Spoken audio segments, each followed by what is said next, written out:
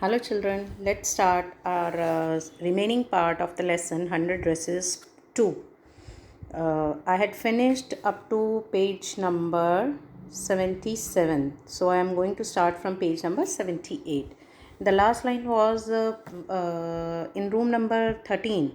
The teacher was Miss Mason. She received a letter from Vanda and she wanted to read that letter to the class. Now she started. You remember Vanda Petnowski, the gifted little artist who won the drawing contest. Miss Mason asked her students whether they remember Vanda Petnowski, the gifted artist who had made 100 dresses for the drawing contest and who had won the medal.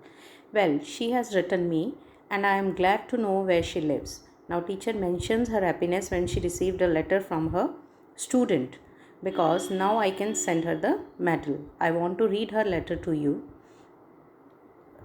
The teacher showed her intention or told her intention to the students that she wants her Vanda's letter to be read to them.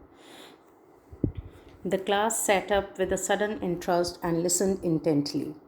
Class sat up in a straight position and they listened carefully. Dear Miss Mason, how are you and room 13?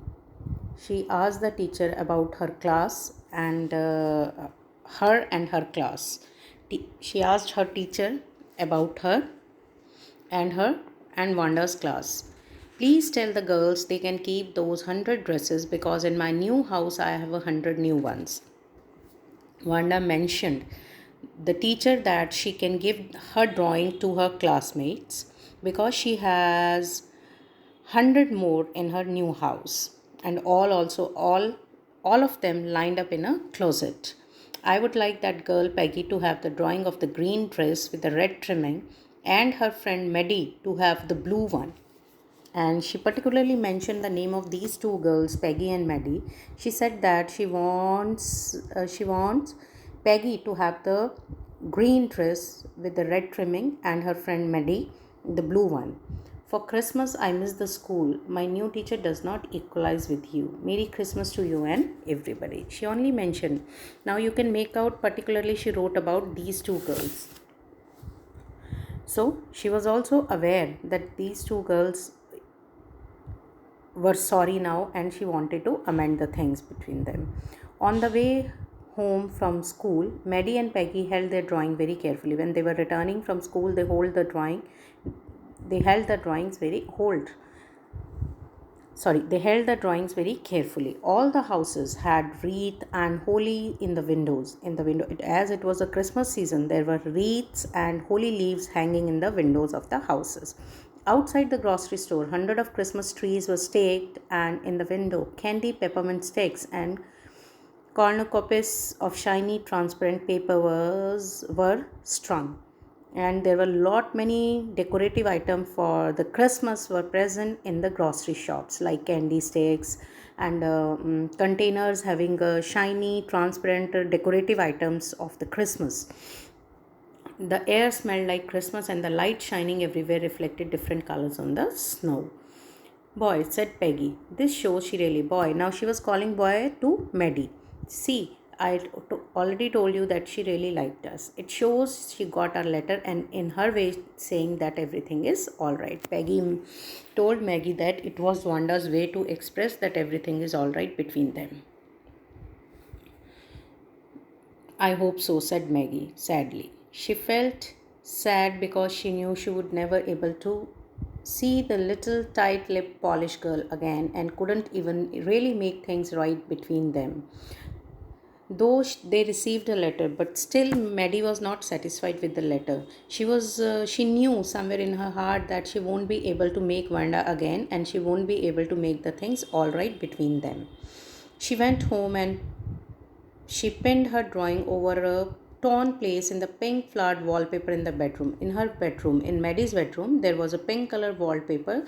It was torn from a place, so she placed or she pinned, hung that drawing over there on that part of the wallpaper in her bedroom. The shabby room came alive from the brilliancy of the colors. The colors put a life, brought back the life into her dull room, to her dull room. Maddie sat down on her bed and looked at the drawing. Now she carefully observing the drawing. She had stood by and said nothing, but Wanda had been nice to her anyway. She stood by. She stood near the drawing and thought that anyway Wanda was good to her or nice to her. Tears blurred her eyes and she gazed for a long time at the picture. Tears again rolled back to her cheeks and came to her eyes, rolled back to her cheeks, and she was continuously looking at the picture. Then hurriedly, she rubbed her eyes and studied it intently and looked at the picture carefully or attentively. The colors in the dress were so vivid, so sharp, bright that she had scarcely noticed the face and the head of the drawing. The colors of the picture were so bright and clear that she was not able to notice. She had hardly noticed the face and the head of the drawing, but it looked like her. But when she observed it, she observed that the face and head resembles her face and head. Maddie, it really looked like her own mouth. Why, it really looked like her own self. Wanda had really drawn this for her. She was happy that Wanda had drawn this drawing for her. She looked carefully and she noticed that the face and the head in the drawing is like Maddie's. Excitedly, she ran over to Peggy's. In excitement, she ran to Peggy's house. Peg, she said, let me see your picture. What's the matter? Asked Peggy. When she asked Peggy to show her picture, Peggy was surprised, asking her what was the matter. Why? As they clattered ran up to her room where Wanda's drawing was lying face on the bed. Maddie carefully raised it. She carefully picked it up. And look, she drew you. That's you, she exclaimed. And she told Peggy that, see, Wanda has drawn her face in the picture. It's her. The head and the face of the picture did look like Peggy. It was really exactly looking like Peggy. What did I say? Peggy said now. After noticing this, Peggy said, she must have really liked us anyway. She must have, Wanda liked them in some way or the other. Yes, she must have, agreed Maddie. Now Maddie was little satisfied. She blinked away the tears that came every time she thought of Wanda standing alone in.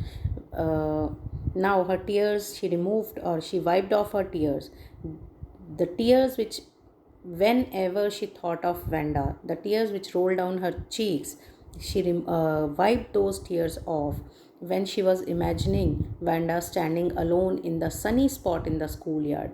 She all the time imagined Wanda standing in the schoolyard on a sunny day, looking stolidly, looking alone over a standing alone, looking stolidly, not showing any interest, without any interest, looking over a group of of laughing girls. And after she walked off, and after that she walked off that place. She had said, sure, 100 dress all lined up. She remembered those lines when Wanda used to say these things. Children, this is all finish your lesson. Now, along with this video, I'm going to send you the bookwork or as well as the extra questions of both the lessons, part 1 and part 2. Thank you.